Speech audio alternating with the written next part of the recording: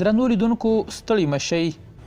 د برېښنایي پیژندپاڼو ځینو کارمانانو د 8 میاشتو تنخواو د نه ورکړې له کبله مانا یا اعتراض او کاربندیز کړی دی.